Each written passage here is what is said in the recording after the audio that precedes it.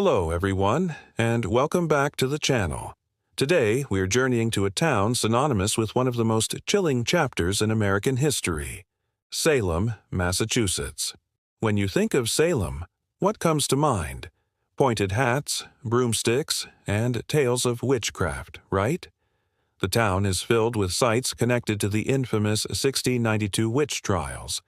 But what if I told you that one of its most famous witch houses holds a secret that's far more complex and, in many ways, even more haunting than the legends suggest?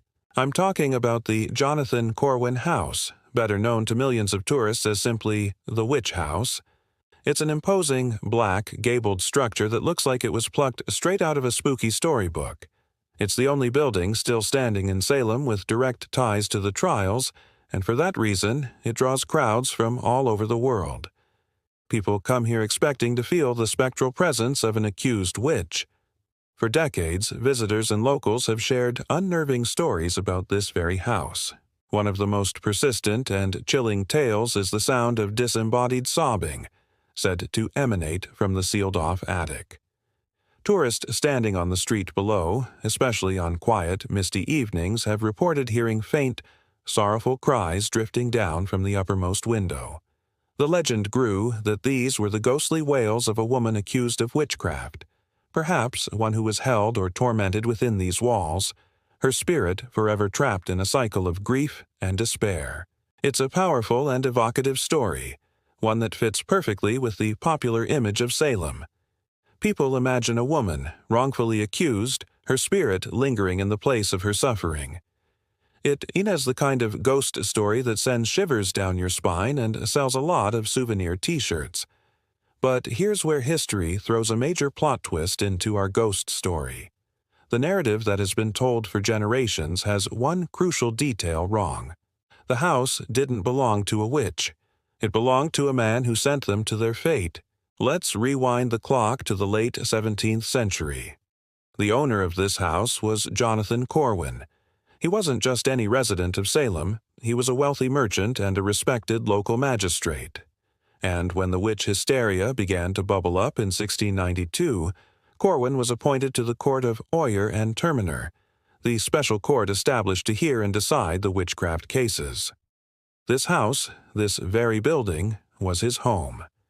It was from here that he would walk to the courthouse to participate in the proceedings that would lead to the deaths of 20 innocent people. So, this wasn't the home of a victim. It was the home of a judge, an interrogator. Jonathan Corwin was one of the men who presided over the examinations of the accused. Imagine the scene. Terrified men and women, often in chains, brought before him and other magistrates. They were badgered, questioned relentlessly, and pressured to confess to impossible crimes, like flying through the air or making pacts with the devil.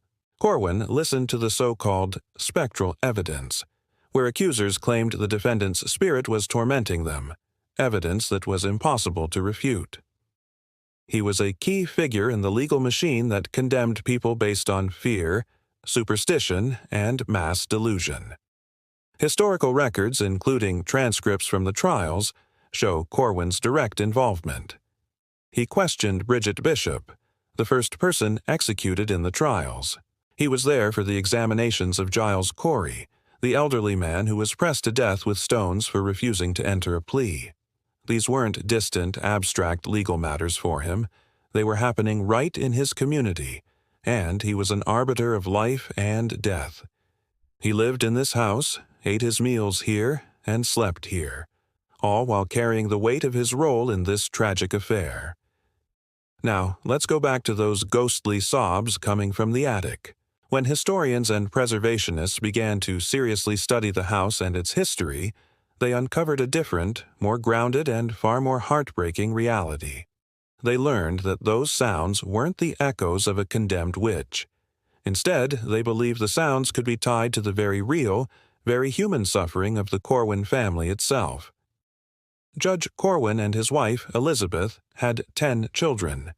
In the 17th century, life was fragile and child mortality was devastatingly high. Tragically, records show that several of the Corwin children died in infancy or early childhood. Families of that era often had a room, sometimes an attic or an out-of-the-way space, where a sick child would be isolated to prevent the spread of illness. It was also a place where a grieving mother might retreat to mourn the loss of a child, away from the daily functions of the household. The attic of the Corwin house could very well have been such a place of profound, private grief. So those sobbing sounds that people have reported for years, they might not be supernatural at all. Instead, they could be what paranormal investigators call a residual haunting, or a ftiws, stone tape, recording, an echo of intense, real-life emotion imprinted on the very fabric of the location. Imagine Elizabeth Corwin, a mother, retreating to the quiet solitude of the attic, overcome with grief after losing yet another child. Her inconsolable weeping, a sound of pure human anguish echoing within those walls. It's a sorrow so deep that it seems to have soaked into the very wood and plaster of the house, replaying itself across the centuries for those sensitive enough to hear it. This explanation is, in my opinion, infinitely more poignant than the tale of a phantom witch. It transforms the house from a simple horror attraction into a monument of human tragedy on multiple levels. First, you have the public tragedy of the witch trials, orchestrated in part by the man who lived here. The weight of his decisions, the lives he helped destroy, forever stains the history of the home. Then, layered on top of that, is the private, domestic tragedy of a family experiencing unimaginable loss. The house becomes a symbol not just of injustice, but of deep, personal sorrow. The two narratives are inextricably linked. Could Jonathan Corwin's own conscience have been troubled? We don't have his personal diaries, so we can't know for sure. But some historians speculate. Did he ever lie awake at night in this house, hearing his wife's sobs from the attic, and reflect on the suffering he was inflicting on other families in the courtroom? It's a chilling thought. The man sending people to the gallows based on spectral claims, living in a house potentially haunted by the very real grief of his own family. The irony is staggering. The public believed it was haunted by a witch he condemned, when in reality it may have been haunted by the consequences of ordinary 17th century life and the profound sadness that came with it. This revised history of the witch house completely reframes our understanding of it. It's not a spooky caricature of history.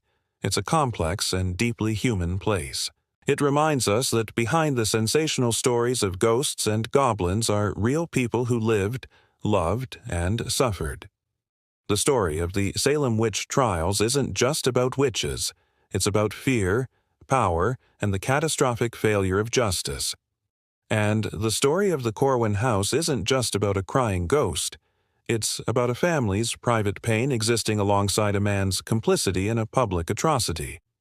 So, the next time you see a picture of that iconic black house in Salem, I hope you'll remember this. Think beyond the legend. Think about Judge Jonathan Corwin, wrestling with his role in the trials. And think about Elizabeth Corwin, a grieving mother whose sorrow may still echo from the attic. The real story is always more complicated, and often more moving than the myth. The truth here isn't about witches.